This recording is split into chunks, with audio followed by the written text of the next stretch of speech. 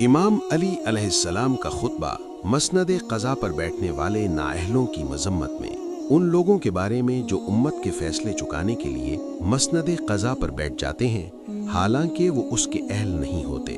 تمام لوگوں میں سب سے زیادہ خدا کے نزدیک مبغوض دو شخص ہیں، ایک وہ جسے اللہ نے اس کے نفس کے حوالے کر دیا ہو، یعنی اس کی بدعمالیوں کی وجہ سے اپنی توفیق سلب کر لی ہو، جس کے بعد وہ سیدھی راہ سے ہٹا ہوا بدعت کی باتوں پر فریفتہ ہو اور گمراہی کی تبلیغ پر مٹا ہوا ہو۔ وہ اپنے ہوا خواہوں کے لیے فتنہ اور سابقہ لوگوں کی ہدایت سے برگشتہ ہے۔ وہ تمام ان لوگوں کے لیے جو اس کی زندگی میں یا اس کی موت کے بعد اس کی پیروی کریں گمراہ کرنے والا ہے۔ وہ دوسروں کے گناہوں کا بوجھ اٹھائے ہوئے اور خود اپنی خطاؤں میں جکڑا ہوا ہے، اور دوسرا شخص وہ ہے جس نے جہالت کی باتوں کو ادھر ادھر سے بٹور لیا ہو۔ وہ امت کے جاہل افراد میں دوڑ دھوپ کیا کرتا ہے اور فتنوں کی تاریکیوں میں غافل اور مدہوش پڑا رہتا ہے، اور امن و آشتی کے فائدوں سے آنکھ بند کر لیتا ہے۔ چند انسانی شکل و صورت سے ملتے جلتے لوگوں نے اسے عالم کا لقب دے رکھا ہے، حالانکہ وہ عالم نہیں۔ وہ ایسی بے سود باتوں کے سمیٹنے کے لیے منہ اندھیرے نکل پڑتا ہے جن کا نہ ہونا ہونے سے بہتر ہے، یہاں تک کہ جب وہ اس گندے پانی سے سیراب ہو لیتا ہے اور لا یعنی باتوں کو جمع کر لیتا ہے تو لوگوں میں قاضی بن کر بیٹھ جاتا ہے اور دوسروں پر مشتبہ رہنے والے مسائل کے حل کرنے کا ذمہ لے لیتا ہے۔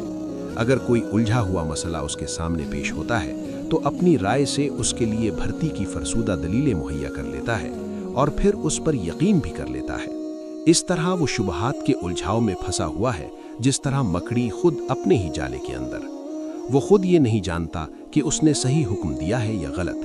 اگر صحیح بات بھی کہی ہو تو اسے یہ اندیشہ ہوتا ہے کہ کہیں غلط نہ ہو، اور غلط جواب ہو تو اسے یہ توقع رہتی ہے کہ شاید یہی صحیح ہو۔ وہ جہالتوں میں بھٹکنے والا جاہل اور اپنی نظر کے دھندلاپن کے ساتھ تاریکیوں میں بھٹکنے والی سواریوں پر سوار ہے۔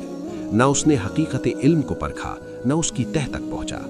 وہ روایات کو اس طرح درہم برہم کرتا ہے جس طرح ہوا سوکھے ہوئے تنکوں کو۔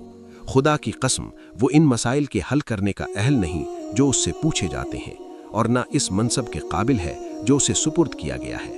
جس چیز کو وہ نہیں جانتا اس چیز کو وہ کوئی قابل اعتنا علم ہی نہیں قرار دیتا، اور جہاں تک وہ پہنچ سکتا ہے اس کے آگے یہ سمجھتا ہی نہیں کہ کوئی دوسرا پہنچ سکتا ہے، اور جو بات اس کی سمجھ میں نہیں آتی اسے پی جاتا ہے کیونکہ وہ اپنی جہالت کو خود جانتا ہے۔ خون اس کے ناروا فیصلوں کی وجہ سے چیخ رہے ہیں اور غیر مستحق افراد کو پہنچی ہوئی میراثیں چلا رہی ہیں۔ اللہ ہی سے شکوہ ہے ان لوگوں کا جو جہالت میں جیتے ہیں اور گمراہی میں مر جاتے ہیں۔